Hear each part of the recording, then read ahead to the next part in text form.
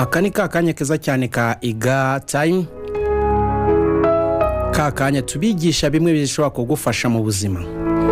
Abenshi buri kwezi tugenda tugira insanganyamatsiko, abo twatangiranye murazi insanganyamatsiko y'ukwezi kwa 9 twagiye bagezagaho icyo twise ingazi, uburyo ushobora kuba watwara business yawe ukayivana ku rwego rumwe ukageza ku rundi rwego, aho ushobora gufata business yawe ntoya ukayizamurira agaciro kayo ukageza kuri business ishobora kuba yaba ishimishije, cyangwa se waba utaranayitangira ugatekereza kuyitangira ariko wanyura muri izo nzira bikaba byagufasha.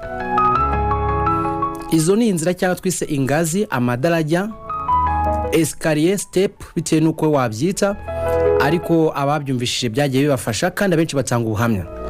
Ukwezi kwa 10 twarebe hamwe ibigendanye no kuzigama, twabashyiye amasomo agiye atandukanye yo kuzigama kandi abenshi barayakunze. Uku kwezi kwa 11 dufite insanganyamatsiko yo kubafasha kugira imitekerezo yo gutangira business. Abantu bashaka gutangira business nibo turimo kugendana nabo muri kuno kwezi kwa 11, cyane cyane ko twabigishe kuzigama. Kabare niyo utayitangira muri kuno kwezi kwa 11 ariko ukaba bitegura kuzayitangira byiba ni wazayitangira no mu kwa mbere nta kibazo, cyangwa se ukazayitangira no mu kwa 12. Ikibanze no kugira imitekerereze. Ese ushaka gutangira business cyangwa se ushaka gutangira business ubundi bigenda bite? Ubundi se bitangira gute? Ese ntabwo waba waragize ibyo bitekerezo? Mbere na mbere ushaka gutangira business ugira icyo bita business idea, cyangwa se imitekerereze, cyangwa se gutekereza business. Ni igitekerezo cya business. Ubu ufite igitekerezo cya business, akenshi muri mwebwe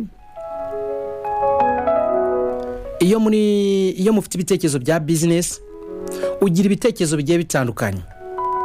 Ugira ibitekerezo byo gutangira business nyinshi bitewe niyo ubonye. Iyo nta business nimwe wari watangira, se mama buriya wacuruza mituyu, ese buriya wacuruza wenda wacuruza imineke, ese buriya wacuruza ji, ese buriya wakora ibi nibi, ese buriya wakora amasabune, ese buriya wacuruza butike, ese buriya wacuruza imbaho, ese buriya mbega ukaba ufite ibitekerezo byinshi bigiye bitandukanye. Hari n'abatekereza ibitekerezo bikomeye byagutse hejuru cyane. Ese buriya ntawacuruza imodoka ra, bitewe nuko ari byo ubona ugasanga urimo uratekereza ati ko buriya ntawacuruza imodoka we, ugasanga koko urumva koko wazicuruza. Urumva yuko amune mu kuvuga mu kajwi keza gatuje cyane. Ese buriya ntawacuruza wenda nka dodo, ese buriya ntawacuruza imbuto, mbega wenyine barimo gufite ibyo bitekerezo. Ariko bitewe n'umuntu naho yavukiye n'ubushobozi afite, hari ubutekereza ibintu bigari, akaba atekereza ibintu bigari cyane, avuga ati buriya ngewe ariko buriya nacuruza n'ama televiziyo n'ama computer n'ibindi cyane bigiye bitandukanye. Ibyo byose rero ni ibitekerezo cyangwa se ni business idea, ni ibitekerezo ufite kuri business. Buri umuntu wese ujya gutangira business ibitekerezo arabigira.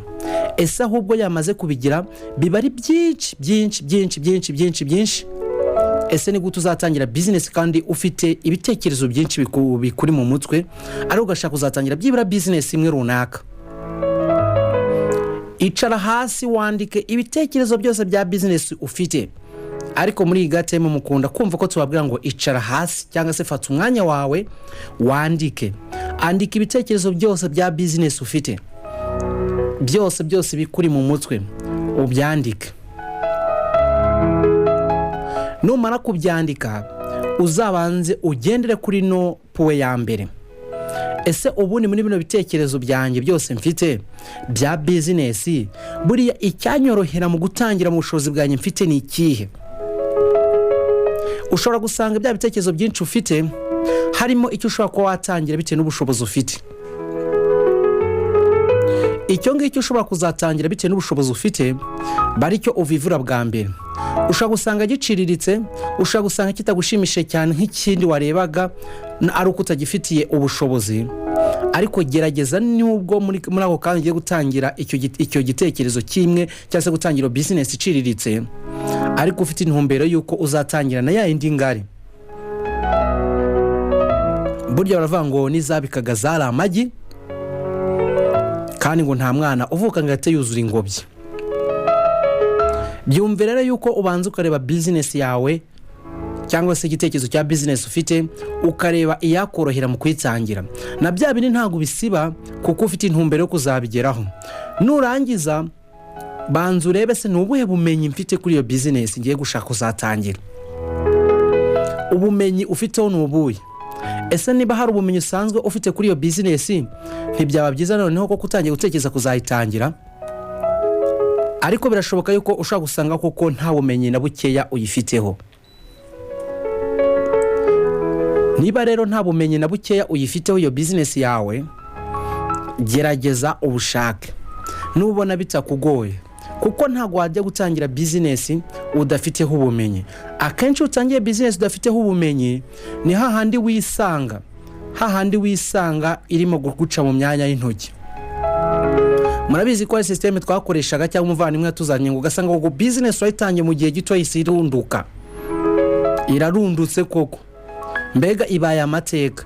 Ntago dushaka ko muzatangira business ngo zite ziba amateka. Uyitangira mu kwezi kwa mbere, mu kwa gatandatu bazavuga ngo kera habayeho business ya kanaka. Oya, ahubwo nuko yazazamuka. Urabanze rero business numara kuyandika maze no kuyitamo, ubanze uyishake amakuru cyangwa se urebe niba hari amakuru ifiteho. Nubuhe bumenyi ufite muri iyo business ugiye gutangira? Ni ikintu gikomeye cyane mu bavandimwe mwebwe mushaka gutangira business. Ni ikintu cy'ingenzi cyane mwebwe mushaka gutangira business kuyigiraho ubumenyi.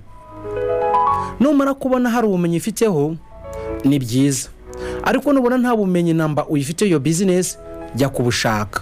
Urashaka wenda gukora amasabune, birumvikana ko uzajya gushaka ubumenyi mu kwiga gukora amasabune.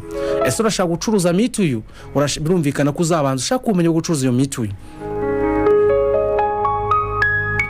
Nusanga ubumenyi ufite ni byiza, ariko nusanga utofite ugomba kujya kubushaka. Numara kugira ubwo bumenyi rero, etape ziba zigihari ari nyinshi zo kumenya uburyo ki uri butangira business. Aka kanya gaza kayiga time, reka tugarukiza ahangaha.